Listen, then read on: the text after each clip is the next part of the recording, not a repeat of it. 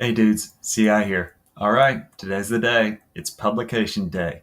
We are finally ready to put 11v11 out into the world. That's right, it's available, it's for sale, it is as close to perfect as I can get it. And not only am I putting out 11v11, I've also got a new cover for a punk rock love song.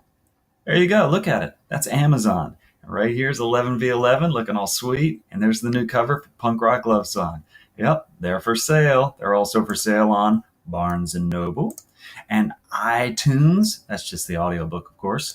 Smashwords, that's also audiobook. Something called Kobo, that's also no, is that just audiobooks? Yeah, I think that's just audiobooks.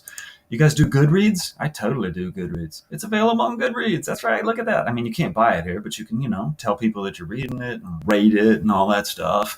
And here's the one I really want to show you. It's called Inkit. Inkitt. I have decided to do something different with this book. I have decided to release some of it for free. That's right. You can come to Inkit and you can read almost half the book for free. And you can decide, hey, I like this, I want to read the rest. Or you can decide, well, that was okay, but I don't need to read anymore. I can just quit right here. And I'm going to do this for both books. There's a punk rock love song, half of it. Here's 11v11, half of it, totally free on Inkit. And when you get to the halfway point, there'll be a little page that says, hey, sorry guys, I'm going to end it here, but if you want to buy it, it's available. Hope you enjoy it, blah, blah, blah. You know what we're going to do now? Oh, yeah. It's story time, baby. Let's read a little bit of 11v11. And like I said, this is totally free on Inkit. At least the first half of it is. So let's load her up and see what we think. Okay, it's 11v11, an oral history of the two greatest high school soccer teams that never actually existed. This first thing is the blurb. That's what's on the back of the book. I'm not going to read it. I'll just take you straight inside the book and I'll read you the introduction. Though the United States is often considered a second-rate soccer nation, by raw numbers, it's actually the number one country in the world for participation at the youth level. This is especially true among girls. In the most recent FIFA Global Survey of Registered Youth Players, 1.6 million girls were registered with the U.S. Soccer Federation, which was more than all other countries combined. With so many American girls spending their formative years on a soccer pitch, it's no surprise that the U.S. women's national team has become a world power. And since they had come into the most recent Women's World Cup in Argentina as the heavy favorite, the U.S. team's eventual 3-1 victory over Sweden in the championship game was not the story everyone was talking about. The media on hand were much more fascinated to discover that 10 years ago, 5 players in the tournament from 3 different nations had played high school soccer in the same American town. Attending East Sycamore and West Sycamore high schools, the 5 future internationals and their teammates, some future professionals themselves, rode dusty yellow school buses across town, playing each other multiple times, all while still teenagers. It's a concentration of talent that seems almost impossible, and yet 10 years ago, it happened. This is an oral history of that remarkable season, telling the story through the words of those who lived it. I've interviewed as many key participants as possible, some of them famous to millions, others known only to family and friends. Most were interviewed in person, a few over the phone, and everyone is listed with their position or job title from that year. Next chapter.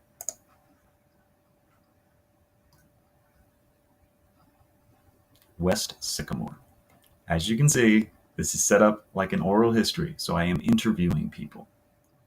These are made up people, of course. These guys don't exist. This is just, well, enjoy. I'll try and do a girl's voice. West Sycamore. Destiny Jones, left winger. That was my senior year, so I was thinking I was all big and bad. You know how it is when you're that age. You're 18, a senior, you're thinking you're 10 feet tall and bulletproof. So I was definitely looking forward to the year, to being top dog. I was like, oh man, life's going to be so easy. I'll be showing up late, leaving early, probably walk into class drinking a pumpkin spice latte.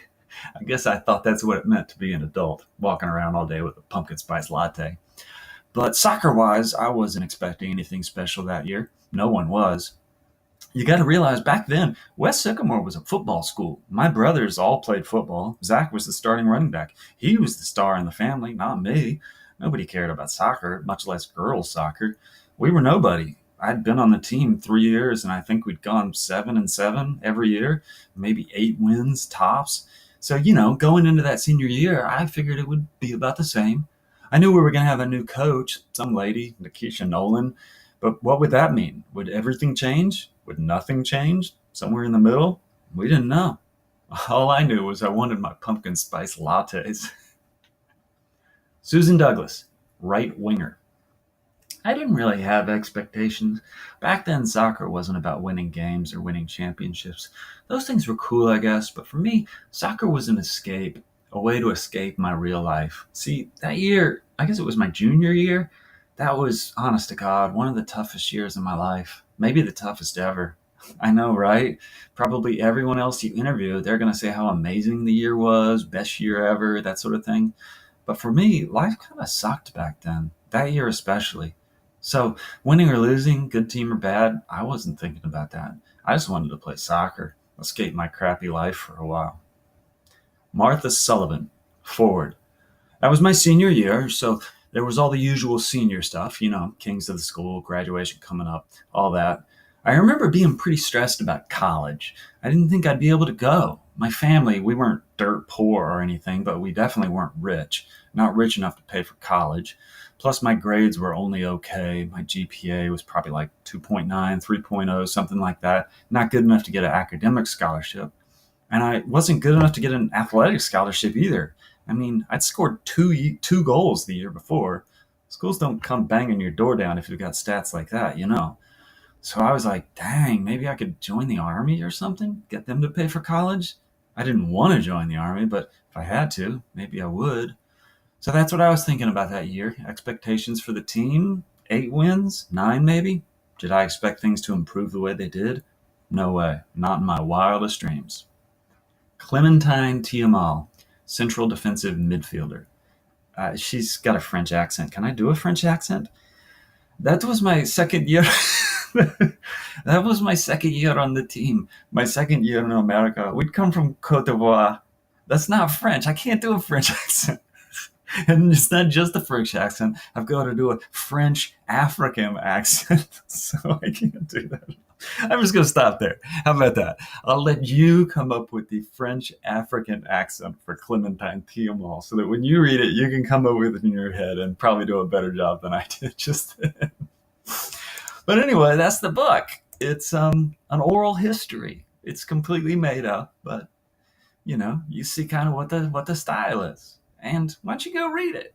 Why don't you go to Inkit.com and look up CI Demand, and you'll see my 2 books there, and you'll be able to read the first half, and you can stop there if you don't like it, or if you want to keep going, you can go buy the book in various places. All right, guys, this is an exciting day, and I hope you will read them, at least for a little bit, until you get bored, and maybe you won't get bored. Maybe you'll love them. We'll find out. But that's it. That's all I got for you today. Exciting day. Publication day. All right, dudes. I'll see you next week.